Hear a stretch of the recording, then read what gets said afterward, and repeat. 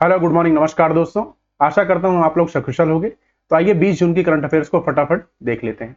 तो पहला प्रश्न है, दुनिया का पहला बड़े पैमाने पर 100% हाइड्रोजन तैयार इंजन पावर प्लांट किसने लॉन्च किया है?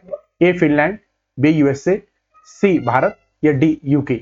इसका सही उत्तर है, ध्यान रखिएगा, हाल ही में फिनलैंड की स्टार्ट किया है। तो फिनलैंड की एक कंपनी है जिसका नाम है वार्सिटिला कॉर्पोरेशन। ध्यान रखिएगा, वार्सिटिला कॉर्पोरेशन। उसी के साथ आइए हाइड्रोजन पे मोस्ट इंपॉर्टेंट प्रश्नों को फटाफट रिवाइज कर लेते हैं जो हाल ही में न्यूज में थे। हाइड्रोजन से चलने वाली भारत की पहली कार मिराई, जो कि टोयोटा ने बनाई है। देश का पहला हाइड्रोजन ईंधन उद्योग स्थापित करेगा झारखंड में जमशेदपुर में। भारत में राष्ट्रीय हाइड्रोजन मिशन कब स्टार्ट हुआ था? तो ध्यान रखिएगा, 4 जनवरी 2022 को। स्टील मंत्रालय ने किस देश के पहले ग्रीन हाइड्रोजन प्लांट का उद्घाटन किया?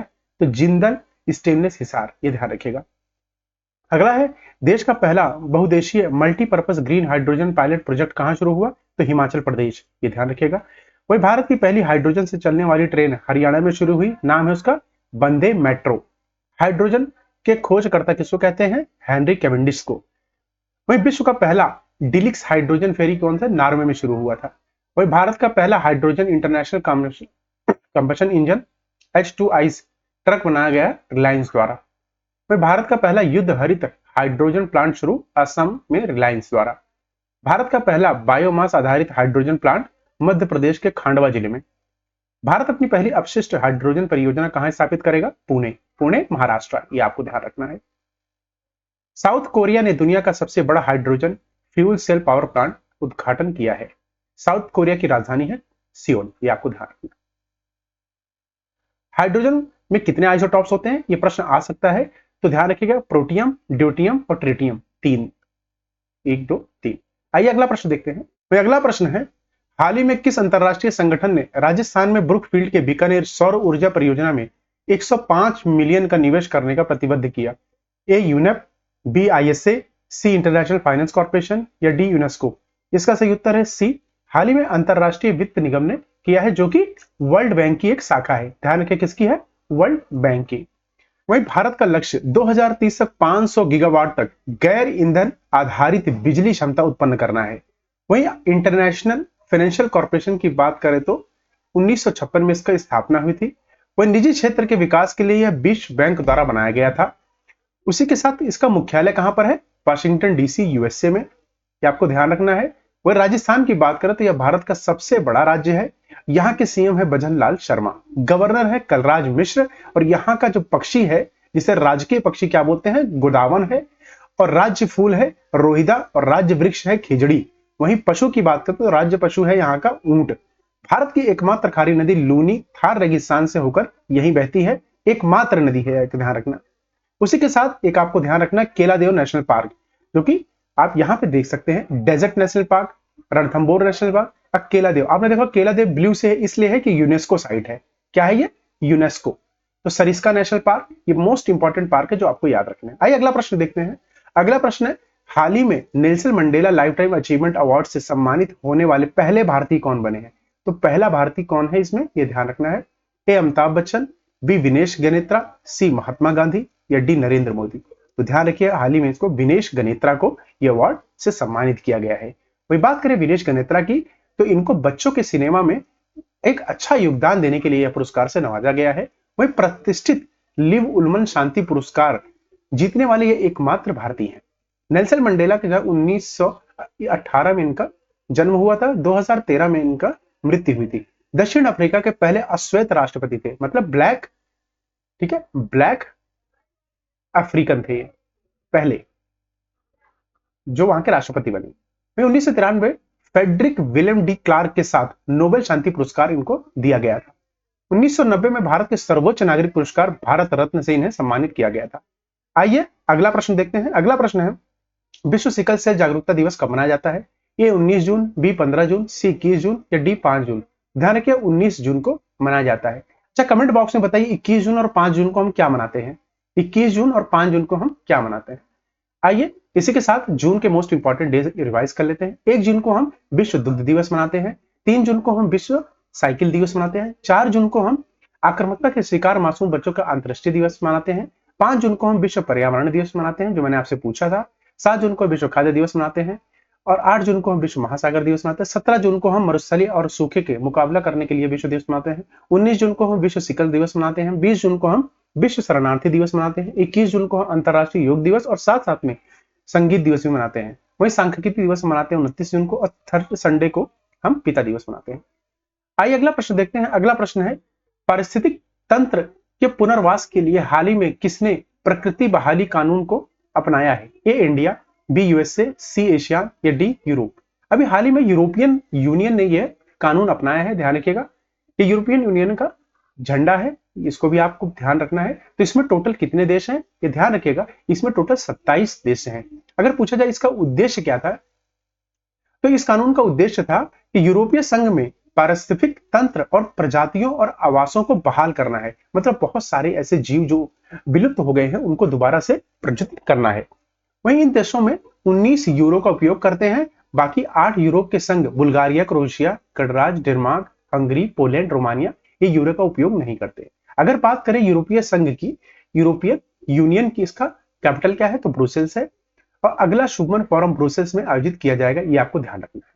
आइए इसी के साथ इसका मैप देख लेते हैं। तो ये देखिए, ये पूरा यूरोपियन यूनियन का मैप है, इसको ध्यान रखिएगा। इसमें कितने देश हैं? 27। अगला प्रश्न की तरफ चलते हैं। अगला प्रश्न है, प्रधानमंत्री मोदी ने नालंदा विश्वविद्यालय के नए परिसर का उद्घाटन कहां किया है? ए उत्तर प्रदेश, बी उड़ीसा, सी बिहार या डी मध्य प्रदेश। इसका सही उत्तर है सी, हाल ही में बिहार में इसका उद्घाटन किया गया है। उसी के साथ देख लेते हैं नालंदा विश्वविद्यालय जो कि बिहार के राजगीर में स्थित है। ये बहुत ही इंपॉर्टेंट है, इसको ध्यान कर लीजिएगा, इंपॉर्टेंट मार्क कर लीजिए। वह भारत की संसद में नालंदा विश्वविद्यालय अधिनियम 2010 में पारित हुआ था। वह नालंदा विश्वविद्यालय की स्थापना कब हुई थी? ये ध्यान रखिए 2014 में, ये आपको ध्यान रखना। पारित तो 2010 में हो गया था। विदेश मंत्रालय के अंतर्गत आती है, तो ये भी बहुत इंपॉर्टेंट है, विदेश मंत्रालय के अंतर्गत है। इसके चांसलर है अरविंद पनगड़िया। प्राचीन और मध्यकालीन मगध में बौद्ध महावीर महामठ हुआ करता था। ये साथ साथ में हमारे देश की क्या पूरे विश्व की सबसे बड़ी लाइब्रेरी हुआ करती थी, सबसे बड़ी लाइब्रेरी थी इस विश्वविद्यालय में, ये ध्यान रखिएगा। वही नालंदा की स्थापना अगर देखा जाए तो गुप्त साम्राज्य युग 3री-6ठी शताब्दी में की गई थी। इसको डिस्ट्रॉय किसने किया था? तो मोहम्मद बख्तियार खिलजी द्वारा इसको क्षतिग्रस्त किया गया था 12वीं ईस्वी में।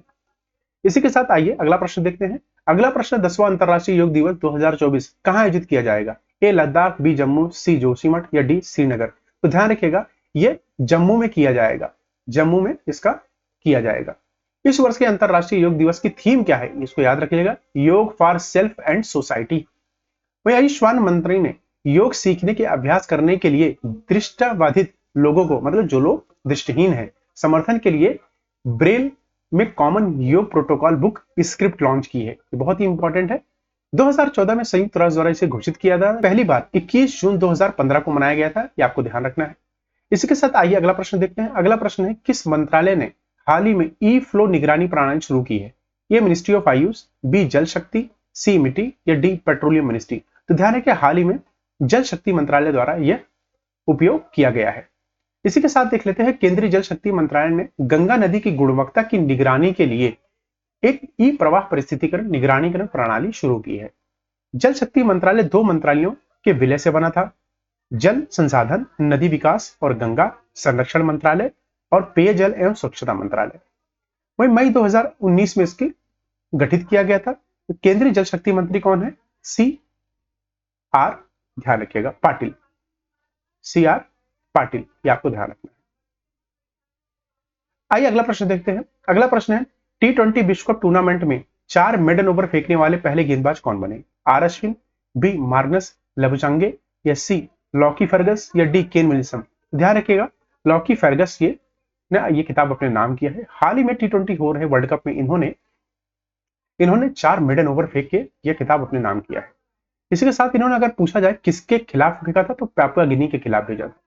ठीक है, ये पापुआ गिनी के खिलाफ इन्होंने ये 4 ओवर मेडन फेंके, तो पहले बैट्समैन बन गए। आइए इसी के साथ मोस्ट इंपॉर्टेंट चीजें देख लेते हैं जो कि क्रिकेट से जुड़ी हुई हैं। आईसीसी T20 महिला विश्व कप 2024 की मेजबानी कौन करेगा? बांग्लादेश। आईसीसी T20 पुरुष विश्व कप 2024 की मेजबानी कौन कर रहा है? यूएसए और साथ में वेस्ट इंडीज, ये आपको ध्यान रखना। आईसीसी एक दिवसीय अंतरराष्ट्रीय 2023 जीता था किसने? ऑस्ट्रेलिया ने। सबसे सफल टीम है, 6 बार जीती, हारी थी भारत। वही आईसीसी एक दिवसीय अंतरराष्ट्रीय 2027 में कौन कौन आयोजित करेगा इसे? दक्षिण अफ्रीका, जिम्बाब्वे और नामीबिया। वही महिला प्रीमियर लीग 2024 आरसीबी ने जीता था, जो कि कैप्टन है स्मृति मंदाना, और दिल्ली कैपिटल्स को हराया था। ठीक है, वही इंडियन प्रीमियर लीग 2024 किसने जीता था? Kolkata night Riders. ये आपको ध्यान रखना। हारा कौन था? सनराइजर्स हैदराबाद। कमेंट बॉक्स में बताइए कोलकाता नाइट राइडर्स के कैप्टन कौन थे? कैप्टन कौन थे?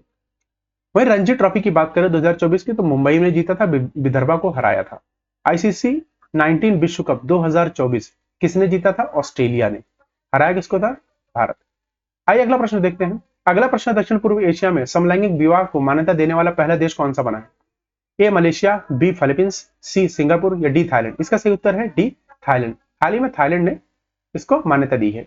वहीं कनाडा में 2005 में सम्मान लिंग विवाह को वैध बताने वाले पहले देशों में से एक है। अगर पूरे विश्व में सबसे पहले किसने वैध किया था तो 2005 में। वहीं ताइवान 2019 में समान लिंग विवाह को वैध करने वाला एशिया का पहला देश बना था। ये आपको ध्यान रखना है। उसी के साथ एक चीज आप बहुत इंपॉर्टेंट ध्यान रखनी है कि विश्व के पहले प्राइम मिनिस्टर कौन बने हैं? विश्व के पहले पीएम जो कि समलैंगिक है, समलैंगिक पीएम। ठीक है, ये आपको ध्यान रखना है। फर्स्ट समलैंगिक पीएम कहां बने? तो यह है गैब्रियल अट्टल। क्या नाम है? गैब्रियल अट्टल। कहां के हैं? फ्रांस। ये आपको ध्यान रखना है। इसी के साथ ये इंपॉर्टेंट हम मैप देख लेते हैं, बहुत ही जो कि इंपॉर्टेंट है थाईलैंड वाले। तो थाईलैंड यहाँ पे आपका देखिए, थाईलैंड कहां पर है? अगर थाईलैंड की बात यहाँ करें कि कैपिटल है बैंकॉक, और बहुत ही इंपॉर्टेंट है स्टेट ऑफ मलक्का। कई बार क्वेश्चन पूछा है किसके बीच में, तो ध्यान रखिएगा पहला इंडोनेशिया, दूसरा मलेशिया, इन दोनों के बीच। अगर पूछा जाए कि कौन सा आइलैंड है, तो सुमात्रा और मलेशिया, एसएम। ठीक है, एसएम, इसके बीच में क्या है? State of Malacca. तो ध्यान रखें, एसएम से याद रखें स्टेट ऑफ मलक्का, और किसके बीच में? सुमात्रा और मलेशिया। वहीं अगर आप जावा सी, ये रहा आपका मलेशिया, यहाँ पर है। थोड़ा सा ये सब चीजों से ना मैप से आपका बैकग्राउंड बन जाता है दिमाग में, गलत नहीं करते। साउथ चाइना सी पूछा जाता तो ध्यान रखिएगा, इसमें बहुत इंपॉर्टेंट है पार्सल आइलैंड। कई बार क्वेश्चन आ चुका है, स्पार्टली आइलैंड कहां पर है? तो साउथ चाइना सी, ऑप्शन मार देना। इसी के साथ ये संस्करण पूरा हुआ। आप सभी का धन्यवाद पूरी वीडियो को देखने के लिए। कल फिर मिलेंगे एक नए संस्करण के साथ, नई ऊर्जा के साथ, नए सपनों के साथ। तब तक आप अपना ख्याल रखिए। धन्यवाद।